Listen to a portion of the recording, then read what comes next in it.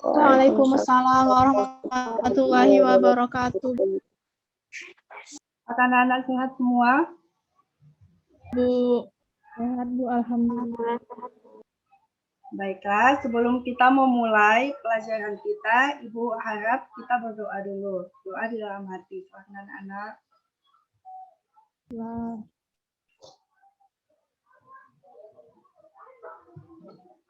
Kau pakai jaket tuh yuk.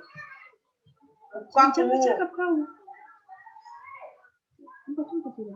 Baiklah anak-anak, doanya selesai. Ibu ingin mengabsen anak-anak terlebih dahulu. Silakan lihat di kolom.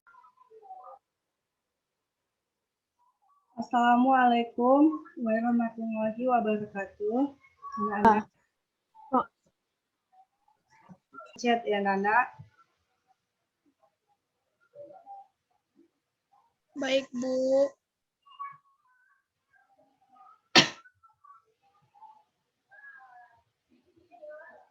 Baiklah anak-anak, sebelum Ibu memulai pembelajaran kita hari ini tentang teknologi ekspresi, baiklah Ibu akan mengulang untuk mengingatkan kembali tentang pelajaran kita minggu lalu, yaitu tentang sistem ekspresi.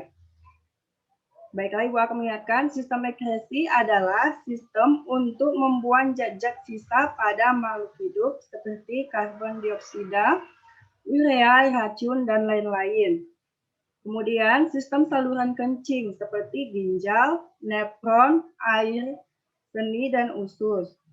Kemudian kotoran, paru-paru, karbon dioksida, kulit, keringat, dan sistem reproduksi darah termasuk darah menstruasi. Ya anak-anak. Baiklah, di sini Ibu akan melanjutkan materi kita tentang teknologi sistem ekspresi. Baiklah, Ibu akan menampilkan PPT-nya sebentar.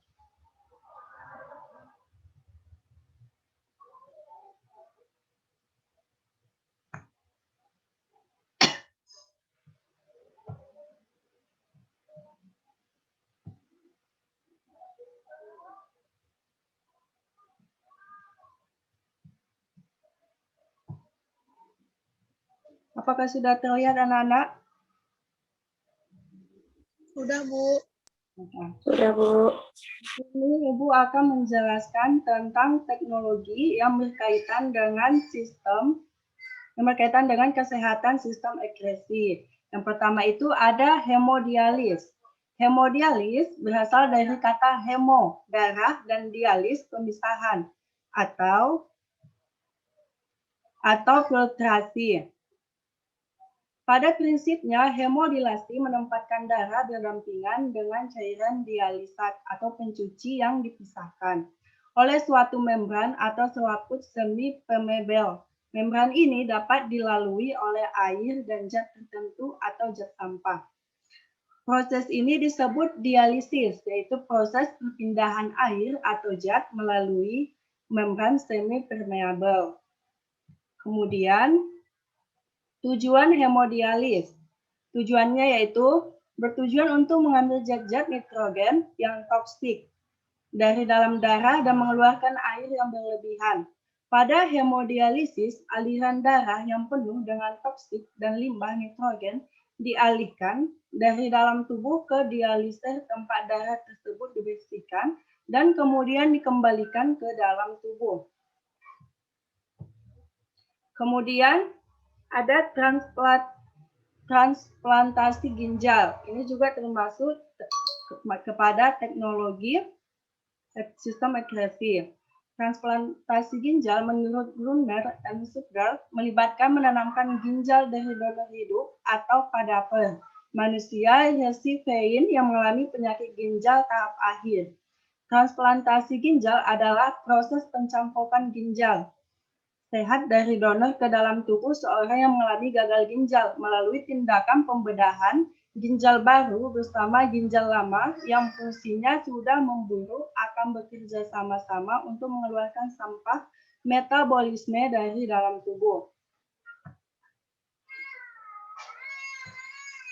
Kemudian penyebab penyakit ginjal tahap akhir itu ada 3. Yang pertama, diabetes. Pasien-pasien ini memiliki gula darah tinggi terus-menerus. Gula darah tinggi dapat merusak filter dalam ginjal, menyebabkan kerusakan jangka panjang ginjal dan akhirnya gagal ginjal ini disebut nephropathy diabetes. Yang kedua, tekanan darah tinggi atau hipertensi. Ini adalah penyebab umum lain dari penyakit ginjal dan kegagalan tekanan darah tinggi di pembuluh. Darah kecil ke ginjal menyebabkan kerusakan dan mencegah proses penyaringan dan bekerja dengan benar. Yang ketiga, stenosis arteri ginjal, penyumbatan pembuluh darah yang membawa darah ke ginjal dari waktu ke waktu disebut stenosis arteri ginjal, adalah penyebab lain dari penyakit ginjal tahap akhir.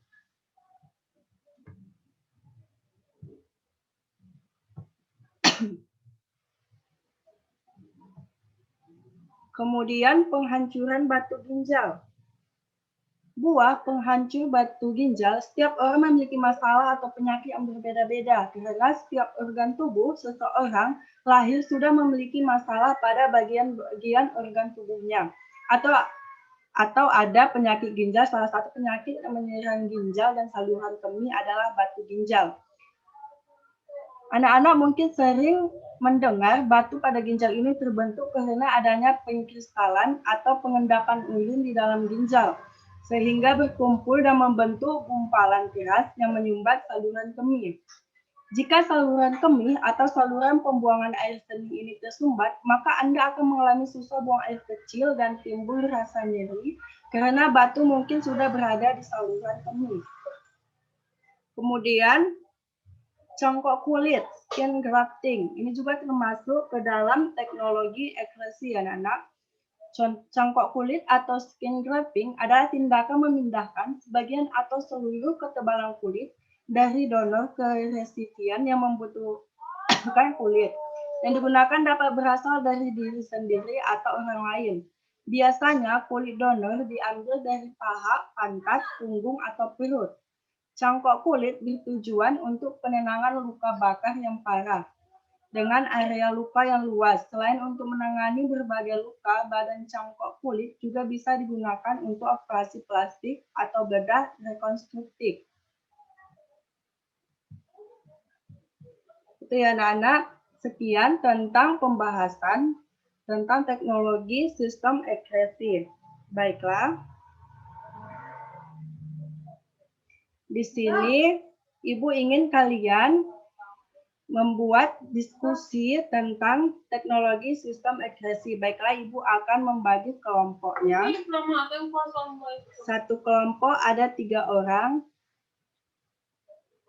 3 dan 4 orang, 3 orang yang anak. Yang pertama untuk kelompok 1, Dinda, Khairunisa, dan Sherly.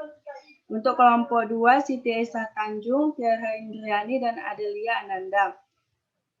Untuk materi diskusinya sudah Ibu kirim ke WA Group, boleh dicek ya anak-anak. Nanti setelah selesai diskusi, kita akan mempresentasikannya.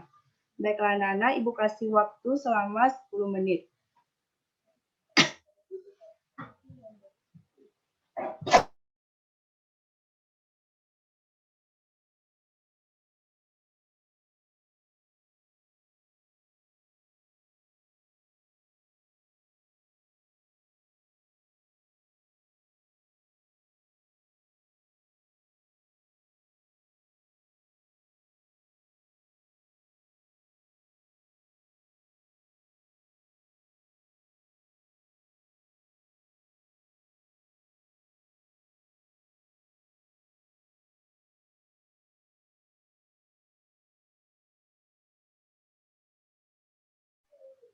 Baiklah anak-anak, apakah diskusinya sudah selesai didiskusikan?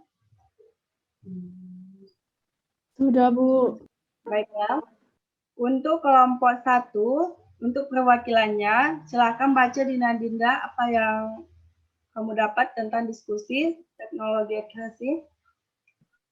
Jadi Bu, di sini saya mendapatkan bahwa komplikasi yang terjadi saat hemodialis yaitu ada hipotensi, mual dan muntah, sakit kepala, demam disertai menggigil, nyeri dada, gatal-gatal, perdarahan amino setelah dialis, kram otot. Setelah itu yang dapat melakukan transplantasi ginjal yaitu ada orang dengan kanker ganas, orang dengan infeksi aktif, mereka dengan hati atau penyakit jantung, dan AIDS. Yang kedua itu ada kelebihan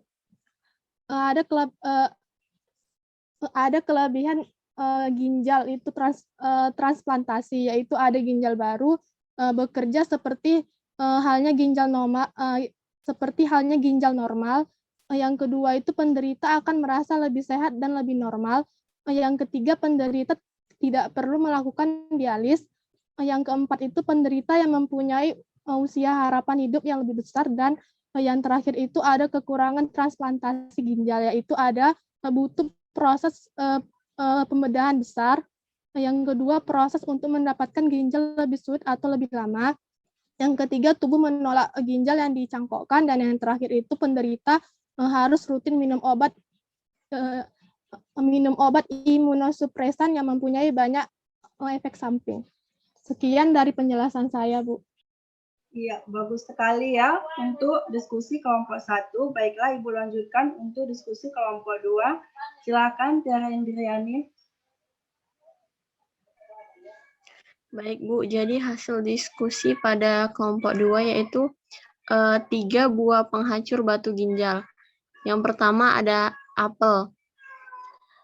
Tahukah Anda bahwa buah apel bisa menyembuhkan berbagai penyakit? Selain enak karena rasanya manis, ternyata buah apel juga bisa melarutkan batu ginjal secara alami.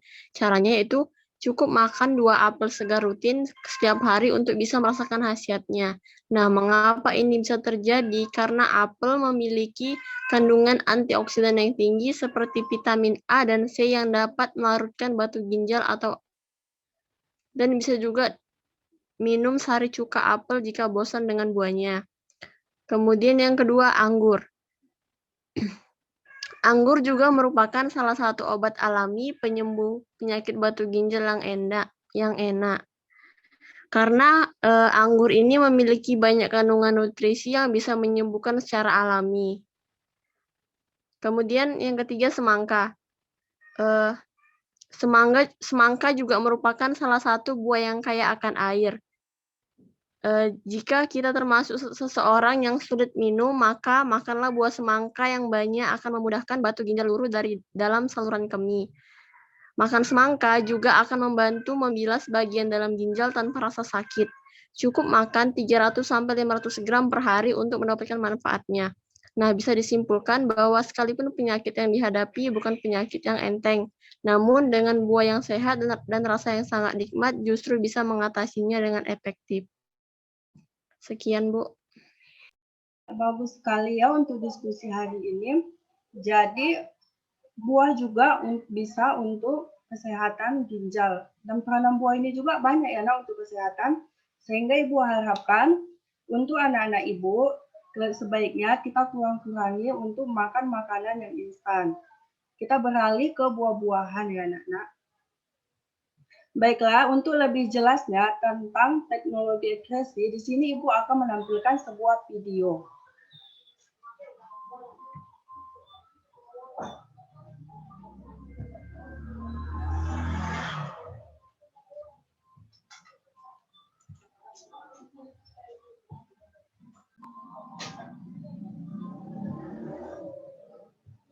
Atau penyakit pada sistem ekskresi.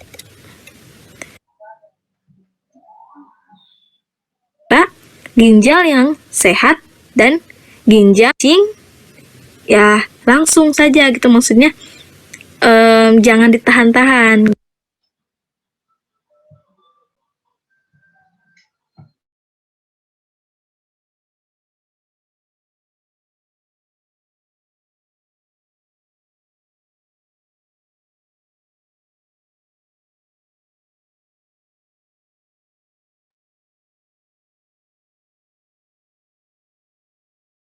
Di internet ya, ataupun di sumber-sumber yang lain. Nah, sekarang kita lanjut ke teknologi pada sistem ekskresi. Nah, ketika ada penyakit, pasti karena semakin bertambahnya tahun, semakin meningkatnya ilmu pengetahuan, teknologi, maka penyakit-penyakit yang tadi pada sistem ekskresi juga jawabannya itu bisa digunakan dengan teknologi ya penyembuhannya. Yang pertama, yang sering kita dengar adalah hemodialisis atau kalau di Indonesia itu lebih dikenal sebagai cuci darah ya. Nah, sejatinya tubuh kita ini secara alami didesain untuk mampu melakukan cuci darah secara otomatis. Namun jika diperlukan, proses cuci darah dengan bantuan alat medis bisa dilakukan. Cuci darah atau hemodialisis akan diperlukan ketika ginjal tidak lagi berfungsi dengan baik.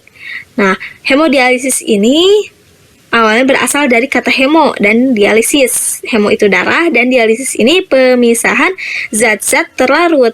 Berarti hemodialisis adalah proses pembersihan darah dari zat-zat sampah melalui penyaringan di luar tubuh. Jadi seperti pengganti fungsi ginjal karena ginjalnya kan sudah tidak berfungsi ya. Nah, mekanisme dari hemodialisis ini pertama-tama darah akan dikeluarkan dari tubuh penderita. Nah, di sini nih.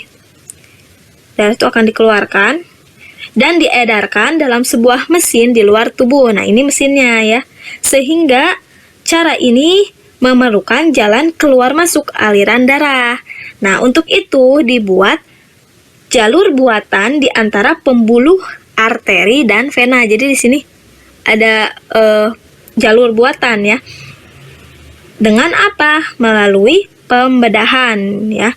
Nah, lalu dengan selang darah dari fistula, darah dialirkan dan dipompa ke dalam mesin dialisis. Nah, ini mesin dialisisnya ya.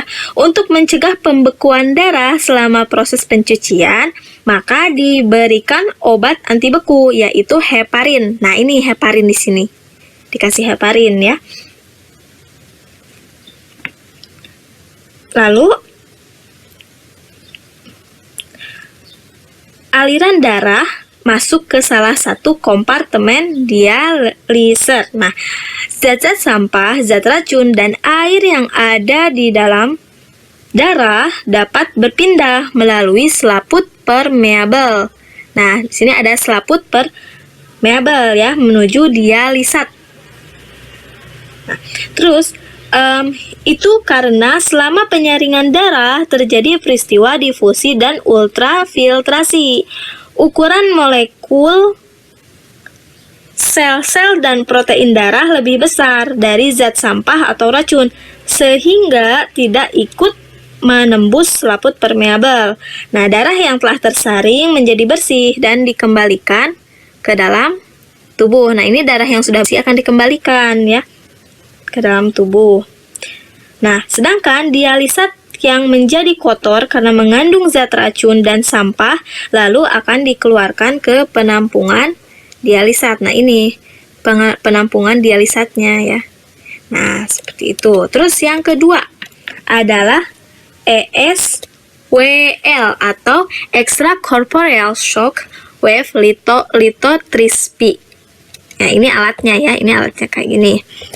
Nah, ESWL ini adalah salah satu prosedur yang digunakan untuk menangani penyakit batu ginjal. Melalui ESWL ini, batu ginjal atau kumpulan senyawa mineral dan garam yang menumpuk di dalam ginjal bisa dibuang tanpa pembedahan. Nah, ESWL ini menggunakan alat yang dapat memancarkan gelombang kejut. Nih, di sini ya, ada gelombang kejut. Nah, gelombang kejut ini dikonsentrasikan di sekitar ginjal yang berguna untuk menghancurkan. Nah, ini kan kejut ke sini yang berguna untuk menghancurkan batu ginjal menjadi pecahan-pecahan yang lebih kecil sehingga dapat dikeluarkan bersama urin ya. Nah, di sini. Nah, mungkin sekian yang dapat saya sampaikan. Sebenarnya masih banyak teknologi yang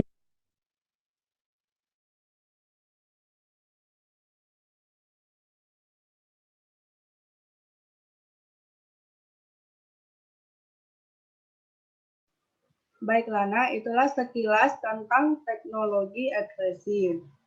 Karena kita ketahui semakin berkembangnya zaman dan teknologi, maka semakin banyak penyakit. Sehingga para ilmuwan banyak menciptakan teknologi-teknologi untuk pengobatan penyakit-penyakit tersebut.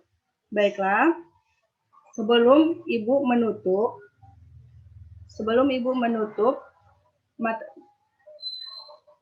materi kita ini, Ibu ingin memberikan tugas untuk minggu depan, yaitu tentang nanti Ibu share di WA. Baiklah, untuk minggu depan kita akan melanjutkan materi kita tentang sistem pencernaan. Bagi anak-anak, sebelum Ibu tutup, Ibu akan menyimpulkan tentang materi kita hari ini.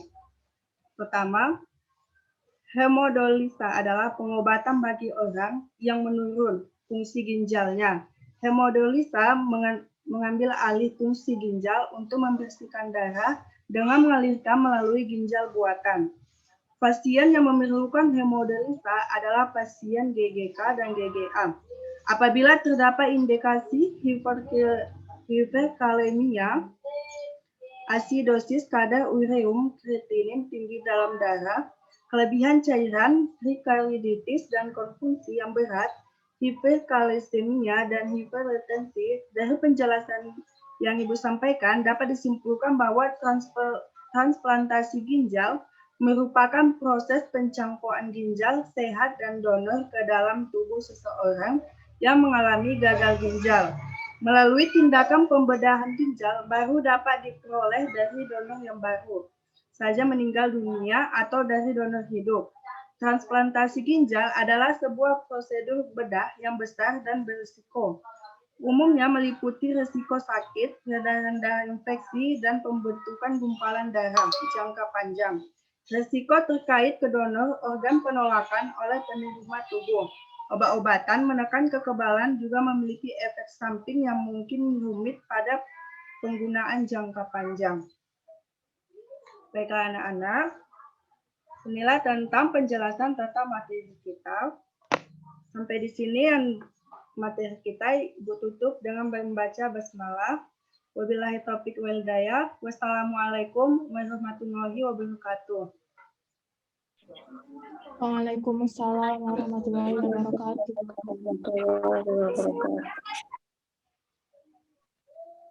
Terima kasih, Weh. Iya, Indah. Oke. UN ini ya. Ya, di end aja. Di stop dulu itu recordnya.